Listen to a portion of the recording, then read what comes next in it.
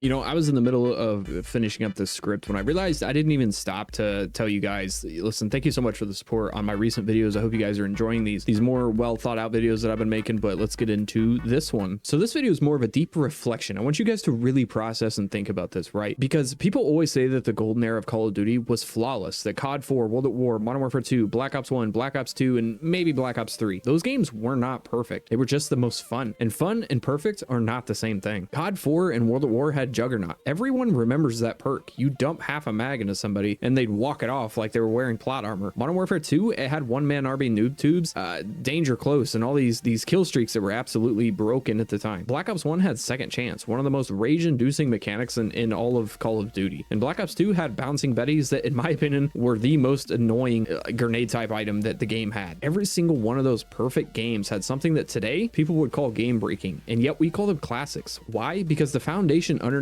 all those problems was so good that the flaws became side notes instead of headlines. Back then, Call of Duty was simple, fast-paced, crisp gunplay, maps that flowed, and a structure that made every match feel like it mattered. You didn't load in and think about progression systems or seasonal challenges or your battle pass. You weren't worried about the skill-based matchmaking. You were just playing. And because of that, the flaws didn't stick in your mind the same way. Think about MW2 for a second. Objectively, that game was totally broken. The weapon balance was all over the place. Some perks were basically cheats. Spawn trapping was a real thing. The one-man army noob tubes, like I said earlier. And yet when people talk about Modern Warfare 2, they don't bring up the balance. They talk about trick shotting on high rise. They talk about the crazy way to get a nuke. They talk about hearing the Predator missile inbound and instantly panicking. The game was broken, but it was broken in the most fun way possible. That's a huge difference between the golden era and Call of Duty's today. The flaws back then added personality. They gave you stories, and those stories became a part of Call of Duty's identity. Nowadays, a single bug or imbalance shows up, and instead of being a funny story, it's a patch note that's just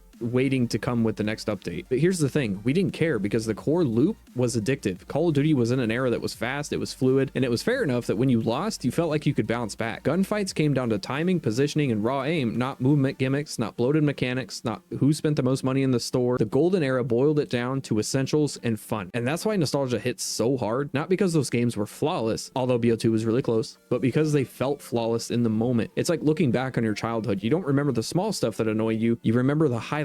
COD4 with its iconic maps like Crossfire and Crash, World at War with the gritty tone and the gritty rifles and the sound design, MW2 with the intervention montages, Black Ops 1 with the really cool atmosphere. Black Ops 2 was in a league of its own, in my opinion, best Call of Duty of all time. Now here's a question. If those games weren't perfect, why do people still call them the quote golden era? It's because the flaws were human. They felt like quirks. Juggernaut didn't feel like some spreadsheet mechanic designed in a boardroom. It felt like a dumb perk that was overlooked and you could still work around it. Bouncing betties, annoying, sure, but once you learned how to get away from them, it became part of the game. Even like some of the knife lunges, they were ridiculous in Black Ops 2. It all became a part of COD's personality. The problems were memorable, not miserable. Compare that to today. When the game frustrates you now, it's usually because of a system that feels out of control. SBMM drags down casual lobbies, store bundles being prioritized over map design, movement mechanics added for the sake of clips, not casual fun. Flaws now don't feel like quirks, they feel like design choices that pulled the game away from what made it great in the first place, and I've said that so many times before, and that's the real heart of this discussion. The golden era wasn't great because it was perfect. It was great because it was fun in spite of its imperfections. That's why people want it back. That's why people beg for remasters. That's why nostalgia is winning in gaming right now, like I've said, not because we've forgotten the flaws, but because the good outweighed the bad so heavily that it's not even close. Look at Black Ops 2. The game had target finder camping, bouncing betties, overpowered SMGs like the MSMC, and yet it's the most requested remaster of all time other than Modern Warfare 2. Why? Because the foundation was perfect. It didn't need gimmicks, it didn't need reinvention, it just needed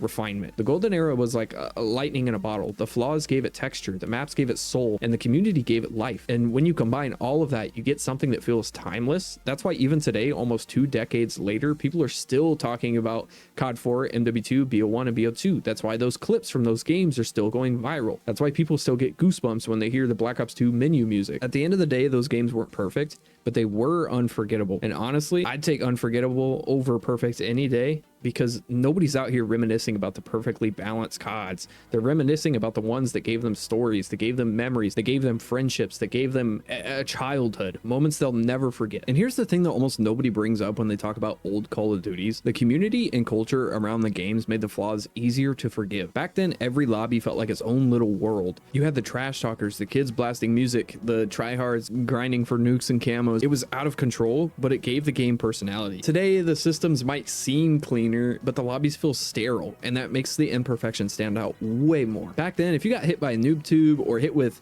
you know, somebody running second chance in Black Ops 1, you were mad at the player. You'd yell into the mic, or maybe you'd even respect the troll for pulling it off. Today, if something goes wrong, people immediately blame the game design, the devs, and the engine, and that shift in mindset shows you how much has changed. Another angle nobody talks about is simplicity. Old Call of Duty didn't need 50 layers of progression systems or menus stacked with different currencies. You had one clear path: level up, unlock guns, prestige if you wanted, that's it. Sometimes camos. And because it was so simple, you could focus on the game itself. The flaws never drowned you because there weren't so many distractions pulling your attention in 10 different directions like SPMM, comms bans, and whatever else. Compare that to now, you get into a match and you're already thinking about the battle passes, operator skins, unlocks, and yada yada yada. When the game is bloated, the flaws feel bigger too. And honestly, a huge part of that is why the golden era still feels so legendary, because it gave us memories that couldn't happen today. Everyone remembers their first nuke or hearing enemy AC-130 above and instantly panicking. Everyone remembers going into search and destroy lobbies in Black Ops 2 and making friends or enemies that lasted for years.